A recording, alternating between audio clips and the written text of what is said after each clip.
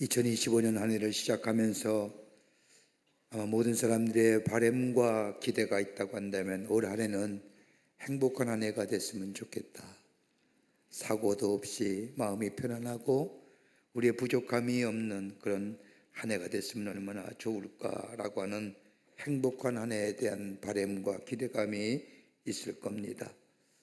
그래서 열심히 노력도 하고 또 공부도 하고 또 열심히 자기 성취를 위해서 노력도 할 것입니다만은 가만히 보면 우리의 행복은 다 물질과 관련이 있는 것 같습니다.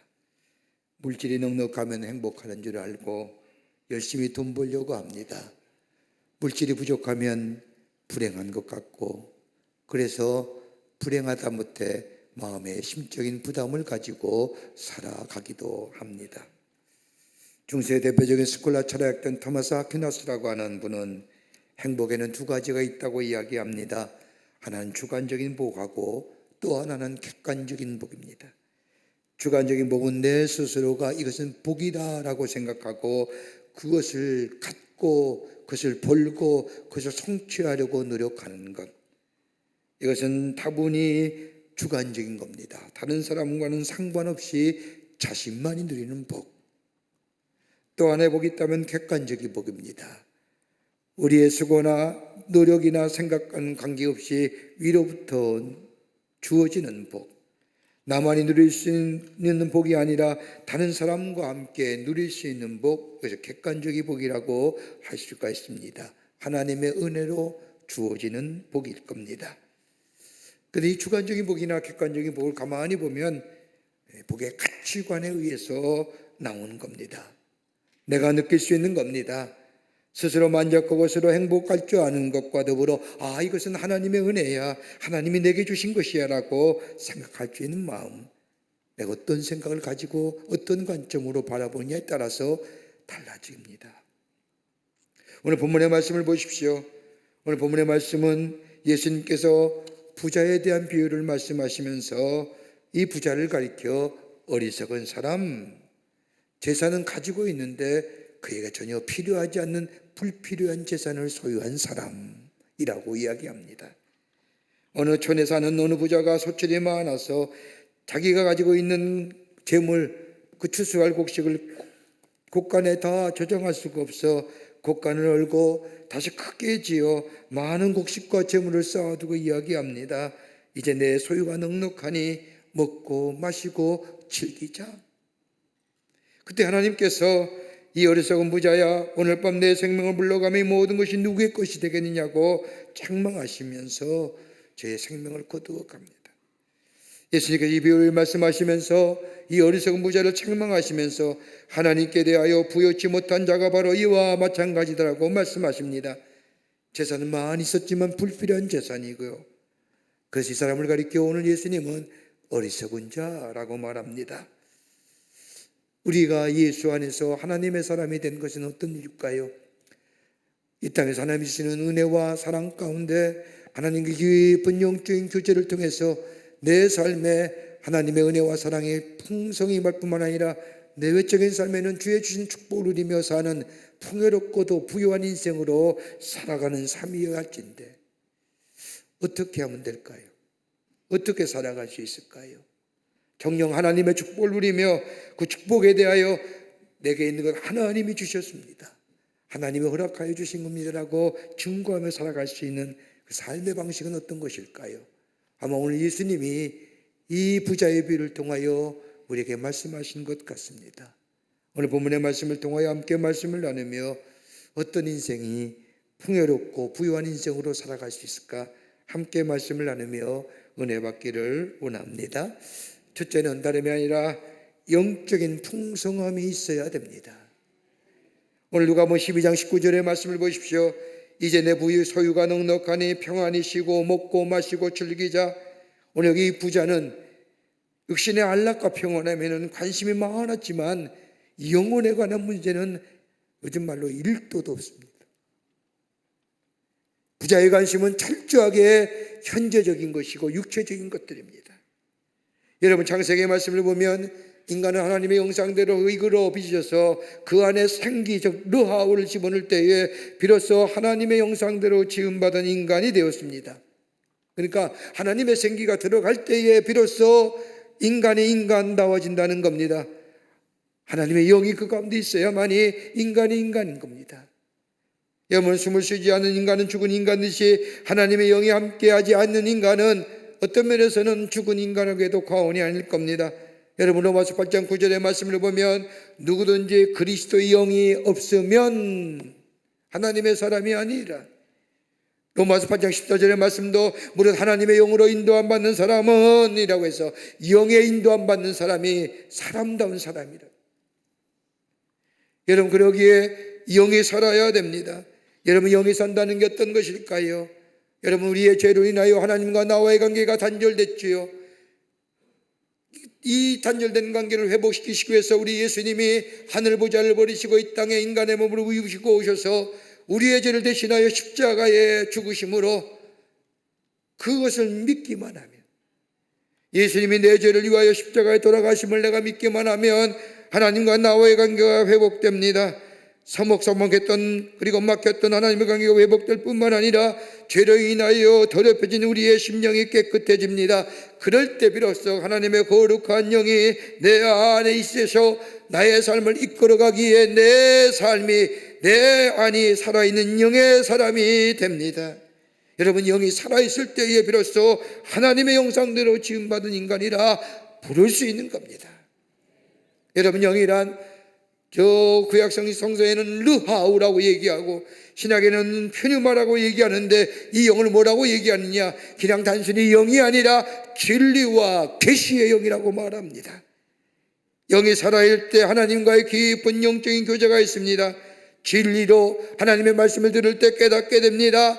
여러분, 영이 살아있을 때에 남이 보지 못하는 것을 보고 남이 듣지 못하는 것을 듣게 되며, 영이 깨어있을 때에 내 삶에 일어나는 사건 현상마다 이것이 무엇을 의미하는지, 하나님이 원하시는 뜻이 무엇인가를 우리는 깨닫게 되고, 비록 모른다 할지라도, 깨닫지 못한다 할지라도 하나님이 하시는 일임을 내가 믿고 그 길을 따라 나서는 삶에, 이게 바로 영이 살아있다는 겁니다. 진리가 계시의 영입니다. 여러분, 아무리 똑똑하고 아무리 지식이 있고 능력이 있다 할지라도 영이 주면 아무 소용이 없습니다. 육체는 살아있지 모르지만은 영은 죽었습니다. 영의주인이 진리를 모릅니다.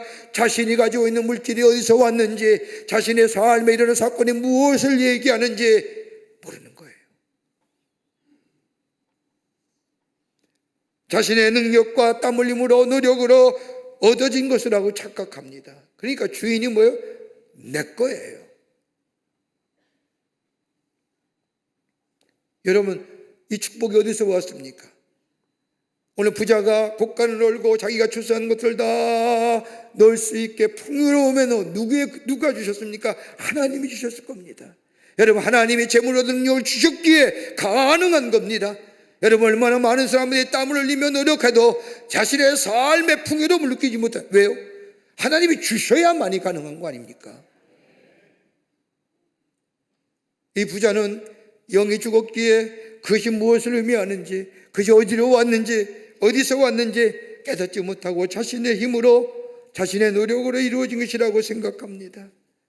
여러분, 그리스도인의 삶의 행복은 물질의 넉넉함과 소유함의 넉넉함에 있는 것이 아닙니다. 영이 살아있고 영적인 성장이 있게 될 때에, 하나님과의 깊은 영적인 교제함이 있을 때에 거기에 삶의 풍요로움이 있는 것이요, 그것이 우리 가운데 있게 될 때에 우리의 삶 속에 때마다 시마다 채우시는 하나님, 공급하시는 하나님의 은혜를 경험하며 내 삶의 부유함과 풍요함을 누리며 사는 삶이 그리스도인의 삶의 모습입니다. 물질이 많고 적음에 연연하지 않습니다. 나의 아버지가 되시는 하나님께서 우리의 필요를 따라 채우시는 은혜가 있음을 알기에 여러분, 그 은혜 안에서 감사하며 살아갑니다. 어떨 때요? 영이 살아있을 때가. 여러분, 21세기 가장 관심 있는 분야가 영에 관한 부분일 겁니다. 왜 영적인 관심이 받느냐? 여러분, 꼭 교회나 종교에만 영성을 얘기하는 것이 아니라 저 사업하는 사업계에도, 저 학문하는 학문계에도, 여러분 다 영성에 관한 얘기합니다. 왜 그럴까요? 왜냐하면 다름이 아니라 과학적이고 물질적인 세계관에 대한 반작용의 결과로 영적인 것에 관심을 많이 갖게 되었다는 겁니다. 근데 여러분, 제가 얼마 전에 대학에서 인공지능, 생명과학 공부하시는, 가르치는 교수님들과 함께 이야기 나눌 수 있는 기회가 됐습니다. 저는 그분들과 대화하면서 상상을 초월한 얘기를, 일반 컴퓨터는 1과 0을 구분할 수 있는데 양자 컴퓨터는 구분이 아닌 겁니다. 이걸 가지고 새로운 것들을 만들어낸다는 겁니다. 과학은요, 진보와 발전만 있다는 겁니다. 그러면서 저에게 얘기합니다. 목사님, 교회가 과학의 진보, 기술의 발전, 진보와 발전만을 얘기하며 삶의 유익함과 혜택을 얘기하는데 그 안에는 영성이라든지 도덕성이라든지 윤리가 없습니다. 이게 문제입니다.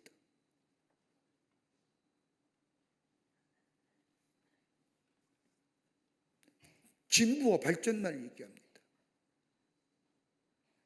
인공지능과 생명과학이 만나면 어떤 모습의 것으로 나타날지 모른다는 겁니다. 우리의 생각과 우리의 관념 넘어서는, 그러기에 교회가, 기독교가 영성을 얘기해야 되고 그 안에 도덕과 윤리성을 얘기해야 되고, 여러분 세상의 사람도 많이 영성에 대한 관심이 많습니다. 여러분, 저 아마존닷컴이나 인터넷상의 서점에 가보면 영적인 것을 보게 됩니다. 영적인 책들이 얼마나 많은지요. 근데 그 책의 관점은 뭐예요? 다름이 아니라 자기개발, 인간의 존엄성에 관한 얘기, 자신감, 자존감에 대한 얘기. 여러분, 그런데 그런 것들이, 그 세속적인 영성이 내 안에 인간의 존엄성이라든지 자기개발이라든지 여러분 내 안에 있는 자존감 채워줄 수 있나요? 그 얘기들이 설득이 돼요? 여러분, 인간 스스로가 영적인 것을 쌓아간다고 해서 우리의 존엄성이 존귀히 여겨지고 우리의 자신이 발견되는 거 아닙니다.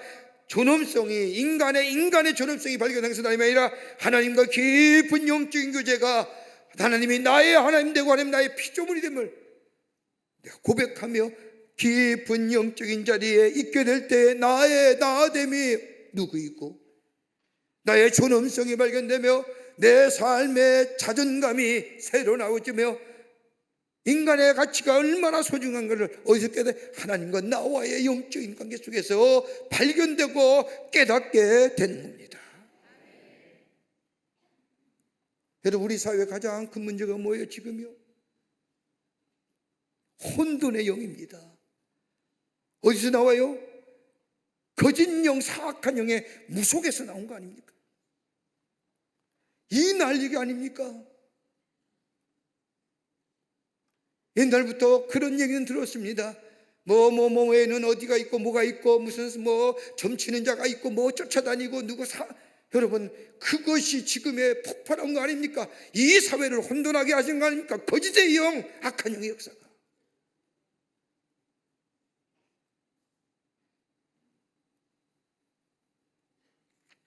여러분, 살아있는 영이 살아있다는 것은 다름이 아니라 하나님과 깊은 영적인 교제 속에 우리의 영이 살아납니다. 말씀을 들을 때에 하나님과의 깊은 영적인 교제인 기도가 우리 가운데 있게 될 때에 내 영이 깨어납니다. 내 영이 살아납니다. 그 안에 진리와 계시의 영으로 내가 사는 길이 무엇이고 내가 어디로 갈 것이가 무엇이고 하나님의 뜻을 분별하여 알게 합니다. 사건마다 때로는 이해 못하는 사건이라 할지라도 하나님이 내 소속에 역사하시어 깨닫게 하시고 그 길을 갈게 하시고, 비록 힘든 길이라 할지라도 이해되지 않는 긴 어려움이라도 오래 견딤을 통하여 그 일을 넘어서서 하나님이 나를 통하여 하시고 일들을 이루어 나아가는 삶. 어디요? 영이 산. 여러분, 영이 사는데 가장 중요한 말씀이에요. 말씀을 들어야 되는데 어디서 말씀을 듣습니까? 교회에서 말씀을 듣습니다. 여러분, 교회에 말씀이 사라지고 그리스도가 없는 것에는 교회가 아닙니다. 교회에는 말씀이 있어야 되고 그리스도가 계셔야 됩니다. 말씀을 들을 때 영이 성장하며 기도하는 자리에 들어갈 때 내 영이 풍성해집니다. 그러게 요한3서 1장 2절의 말씀을 보면 내 영혼이 잘된 것 같이 내가 범사에 잘되고 강건하기를 구하노라. 영혼이 잘된, 영이 살아있을 때 하나님의 선하신 뜻을 발견합니다. 영이 살아있을 때 하나님이 나에게 허락하신 축복을 발견하게 됩니다. 영이 살아있을 때 하나님께서 나를 통하여 하시고자 하는 목적을 압니다. 그러기에 내 삶에 감사와 기쁨이 넘쳐나게 됩니다. 물질이 적고 많음이 여기 아니라 하나님이 내 안에 계심에 감사와 기쁨이 넘쳐나며 이 영적 성장이 내 안에 있게 될 때에 영적인 깊이 있는 삶이 내 안에 영이 살아 움트릴 때에 바로 이것이 부유한 길이요 풍성한 길이요 하나님의 주시는 부유한 인생으로 살아가는 길인 줄 믿습니다. 두 번째는 창조주 하나님을 인정하라는 겁니다. 여러분, 인간에서 가장 값진 인생이 어떠실까요? 하나님의 하나님 되심을 인정하면서 하는 삶이 가장 값진 인생이고 가장 고귀한 인생입니다. 오늘 예수님께서 부자를 향하여 어리석은 부자라고 말씀하신 것은 다름이 아니라 이 부자는 하나님에 대한 관심이 없습니다. 말씀을 보십시오. 부자가 많은 열매를 거두니 중얼거리지 않습니까? 평안히 쉬고 먹고 마시고 즐거워하자. 여러분, 오늘 누가복음 12장 13절서부터 21절까지의 말씀을 보면 이 부자가 나라고 하는 단어, 나 1인칭이라고 몇 번 나와요? 6번 나와요. 하나님에 대해서는 말 한마디 없어요. 나, 내 거 쉬고 먹고 마시고 나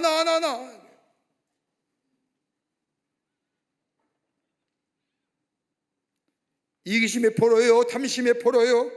이 부자는 내 재산과 내 재물과 내 명예와 내 행복만 알지 이웃에 대한 관심, 더 나아가 하나님에 대한 관심이 하나도 없는 거예요.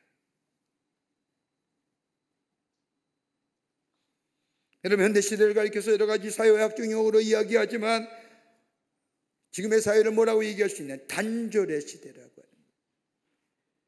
여러분, 단절이 어떤 걸까요? 가만 우리의 사회 현상을 보면 하나가 뭐예요? 언어의 단절입니다. 어른 말이 젊은 세대에게 전달되지 못하고 젊은 세대의 말이 어른들에게 전하여지지 않습니다. 여러분, 말이 뭡니까? 내 생각과 내 것들을 다른 사람에게 전하는 수단 아닙니까? 말이 안 통합니다. 아무리 소통의 부재, 소통해야 된다, 지도자는 소통해야. 여러분, 언어가 달라지지 않았습니까?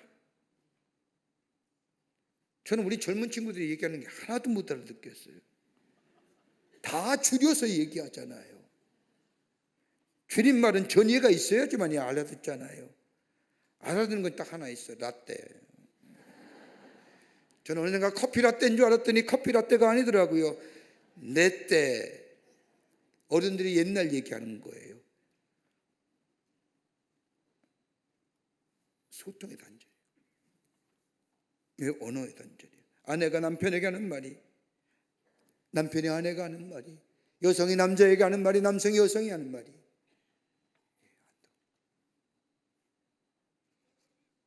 두 번째는 가치관의 단절입니다. 여러분, 이 사람이 옳고 정당한 것, 다른 사람에게는 옳고 정당한 일이 아니지 않습니까? 이 사람의 정당성이 다른 사람에게는 정당성을 담보하지 못하지요. 여러분, 무슨 말이에요? 다 자기의 식견대로 살아요. 자신이 좋은 대로 살아요. 저 사사기의 말씀처럼 자기의 옳은 대로, 자기의 생각대로 살아요. 자기와 다르면 무시해버려요. 여러분, 적어도 우리의 사회가 옳음을 인정할 줄 알았다면 다름도 인정해야 되는데 다름을 용납 못해.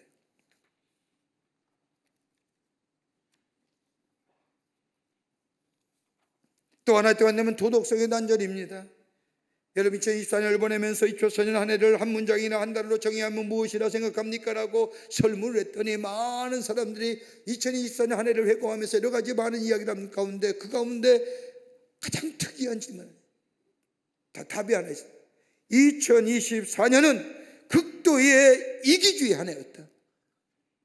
이 이기주의 앞에 반칙도 서슴없이 행하였다.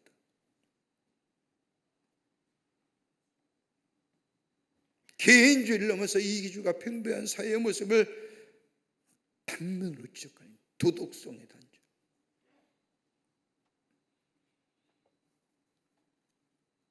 또 하나 있다고 한다면 학문의 단절입니다. 여러분, 분업화, 전문화, 세분화의 관계가 여러분 전문적인 시대를 가져올지 모르지만은 자기 분야 외에는 다른 분야, 비록 같은 과에 같은 무주에 공부를 한다 할지라도 다른 과에는 전혀 알 수 없는 세대가 되고 말았습니다. 그러기에 전문성, 분업화, 세분화는 길러줄지 모르지만은 통합적인 지식을 가져다 주는 데는 못하겠다는. 여러분, 의사도요, 의과대학도 옛날에는 내과 가면 다 되는데 요새는 내과가 얼마나 많은지. 수학이 내과, 신장내과, 뭐 얼마나 많은 내과들이 많아요. 옛날에는 그냥 내과 하면 다 통했지 않습니까? 외과 의사는 한 분밖에 없는 줄 알았습니다. 수술하시는 분. 근데 요새는 외과도 왜 이렇게 많은지요. 전문성을 길러내는지 모르지만 통합과 융합성은 어디서 날까요? 이렇게 얘기합니다. 인간이 가지고 있는 이기적인 마음, 극단의 개인주의가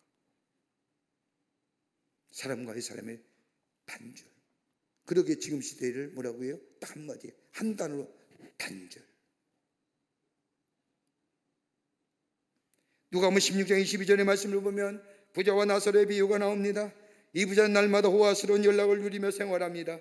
대문 앞에 앉아있던 거지 나사로는 온몸이 얼어서 개들이 나사로의 상처를 핥아주는 비참한 생활합니다. 유대인의 습관을 보면 식사 전에 빵을 꺼내어서 빵을 떼어 손에 묻은 먼지와 때를 닦아서 새까맣게 된 부스러기를 땅에 던지면 개가 주워 먹는데 나사로가 그걸 먹고 살았습니다. 두 사람이 죽었습니다. 나사로는 아브라함의 품에 안기게 되었고 부자는 지옥에 떨어졌습니다. 부자는 지옥 불 속에서 죽지도 않고 고통을 당하는데 목이 다 죽을 지경입니다. 그때 위를 바라보니까 저 거지 나사로가 흰옷을 입고 아브라함의 품에 안기어 평화스럽게 지내는 겁니다.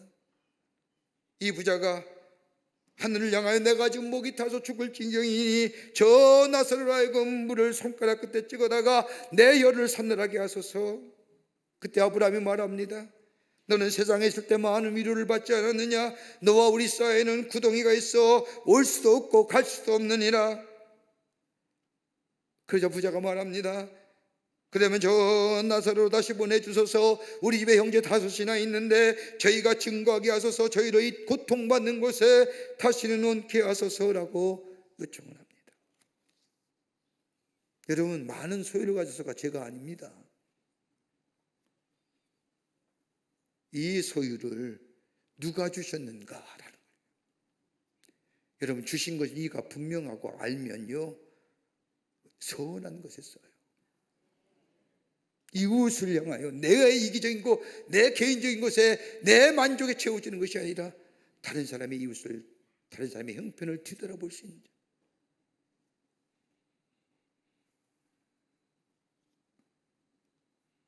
하나님이 하나님 되심을 인정할 때에 우리 하나님 우리의 삶의 터전을 넓히게 하시고 우리에게 풍요로움과 더불어 우리의 삶의 굳건한 반석에 세워진 하나님의 백성의 삶으로 살아가게 하실 줄 믿습니다. 하나님 인정하는 삶이에요. 끝으로 가진 것을 제대로 사용해야 한다는 겁니다. 오늘 본문의 말씀을 보십시오. 하나님의 재물 얻은 잉여 주셔서 많은 소출을 허락하셨습니다. 근데 그 많은 소출을 보면서 오늘 부자는 뭐라고 얘기합니까? 18절 말씀을 보십시오. 또 이르되 내가 이렇게 하리라. 내 곳간을 얼고 더 크게 짓고 내 모든 곡식과 물건을 거기 쌓아두리라. 또 내가 내 영혼에게 이르되 영혼아 여러 해 쓸 물건을 많이 쌓아두었으니 평안히 쉬고 먹고 마시고 즐거워하자 하리라 하되. 여러분, 우리 하나님이 내게 건강 주시고 내게 재물 주시고 내가 재능 주시고 여러분 나만을 위한 걸까요? 나의 유익만을 위한 것일까요? 여러분, 내가 아무리 바이올린에 재능이 있으면 뭐합니까? 연주해서 다른 사람이 듣게 해야지. 안 그렇습니까? 내가 아무리 노래를 잘하면 뭐합니까? 내 몫을 내어서 다른 사람을 듣게 해야지. 그게 내가 재능 주신 목적 아닐까요? 내가 아무리 운동을 잘하면 뭐합니까? 내 운동하는 이 경기력이 다른 사람과 함께 표현되고 드러날 때 다른 사람에게 뭐예요? 힘들고, 그게 목적이 아닐까요? 우리가 재물 주신 목적이 뭘까요? 여러분, 버는 것도 중요하지만 보존하는 것도 중요합니다. 잘 버려야 돼요. 잘 보존해야 돼요. 그런데 문제는 어떻게 사용하느냐는 거예요. 여러분, 어른들 흔히들 얘기하죠. 진수성찬을 차려놓아도 다 내 것 아니라잖아요. 뭐가 내 거예요? 내 입에 들어오는 것이 내 거죠.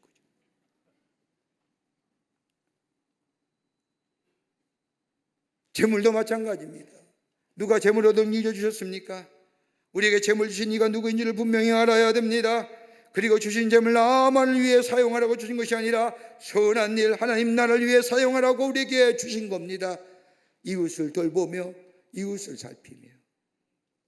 여러분, 그렇게 그리스도의 물질관과 세상의 물질관은 다른 겁니다.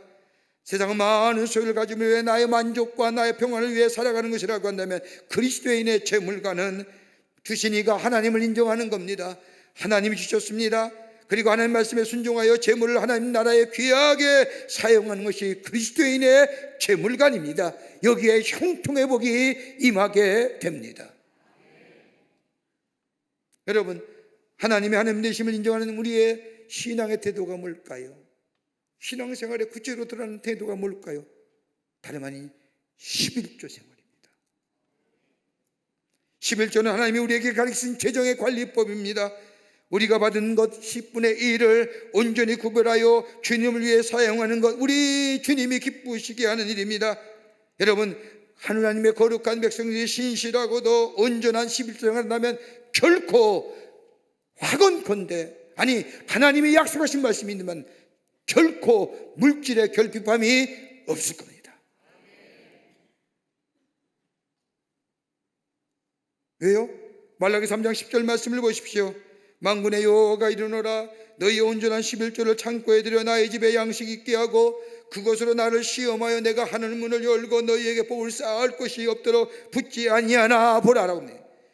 여러분, 인간의 가장 큰 관심이 뭐예요? 삶의 물질이기 때문에 우리 하나님 이 물질에 대해 얘기하는 겁니다. 그래서 주님도 말씀하지 않습니까? 돈 있는 것에 마음이 있다고. 그 마음을 달라는 거예요. 여러분, 왜 11조를 얘기하시느냐?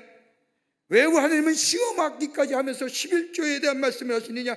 다름이 아니라 11조는요 하나님이 되심을 인정하는 거예요. 아, 내 물질, 내 건강, 내 모든 것 하나님이 주셨지. 하나님을 인정하는 거예요. 우리의 모든 것이 다 주인이 하나님이시라고 하는 거예요. 나는 그분의 청직이라고 하는 거예요. 여러분, 다 가져갈 수 있으세요? 오늘 내가 네 목숨, 네 영혼을 오늘 불러가면 네가 가진 모든 것이 다 누구의 것이라고 하는 마지막 말씀, 여러분 다 가지고 가실 수 있어요? 내가 사는 동안에 내 건강, 내 물질, 내 소유 관리하는 거죠. 또 하나, 왜 11조를 말씀하시느냐? 여러분, 11조 하게 되면 우리가 탐욕에서 벗어나요. 여러분, 저 인간의 본성의 기본적으로 가지고 있는 탐욕이에요. 에덴 동산에서 아담과 하와의 가장 죄의 본질은 하나님같이 되고자 하는 탐욕의 마음. 이것 때문에 얼마나 육체가 우리의 삶 속에, 우리의 삶 속에 병리적인 문제들이 일어나는지요. 그러나 우리의 마음속에 이건 하나님의 것이야, 이것의 10분의 1은 하나님께 드리려까, 이건 절대적인 거야 라고 하나님 앞에 드려질 때에 내 안에 탐욕의 영, 욕심, 욕망이 제해져요. 여러분, 한번 보세요. 많으면 많을수록 더 욕심스러운 게 우리의 존재예요. 더 많이 가지려고 하잖아요.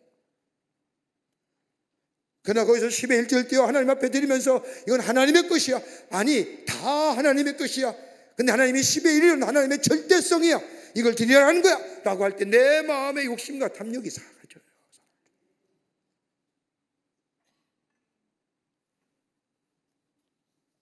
또 하나 뭐예요? 믿음의 점검의 용도입니다. 내가 정말 하나님이 주신 것을 믿고 있는지.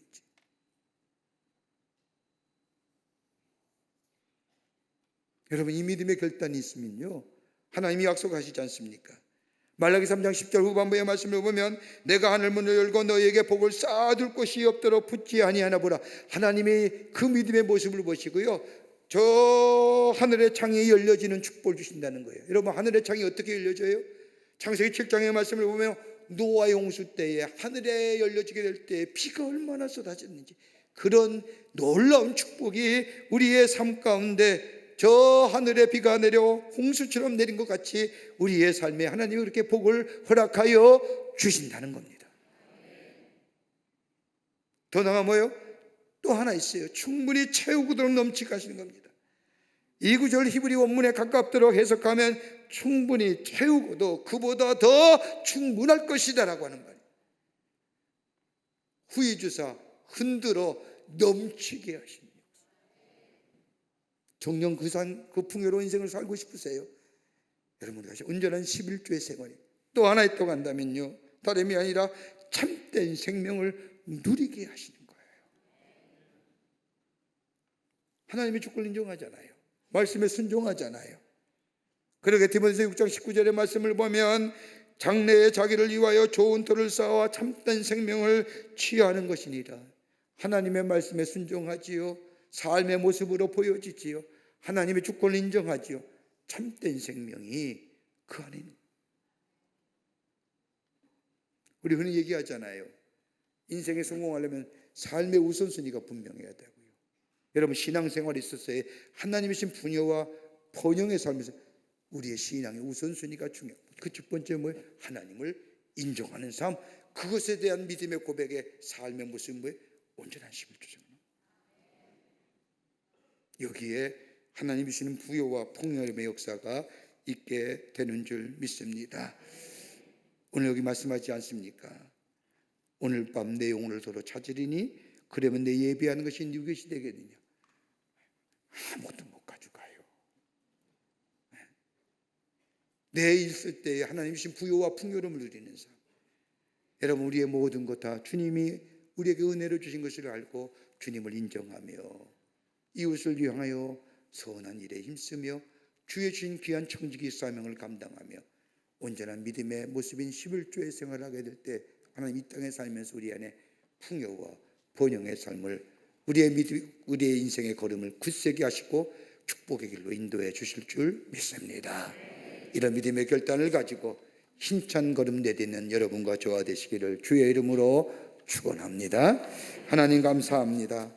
저희들 주께서 사랑해 주셔서 하나님의 자녀 삼으심에 감사합니다. 우리의 삶이 행복하고 부유한 인생으로 살아가기를 원합니다. 주여 도와주시옵소서. 아버지 하나님이여, 내 영이 살아 꿈틀거리게 하시며 아버지 하나님을 인정하며 아버지 온전한 주의 말씀에 순종하여 11조의 삶을 통하여 하나님의 살아계심이 내 삶의 영적인 삶의 우선순위를 살아감으로 인하여 하나님의 놀라운 축복을 누리며 사는 하나님 나라의 거룩한 백성이 되게 하여 주시옵소서. 성령이 도우시고 인도해 주실 줄 믿으며 예수님의 이름으로 기도하옵나이다. 아멘.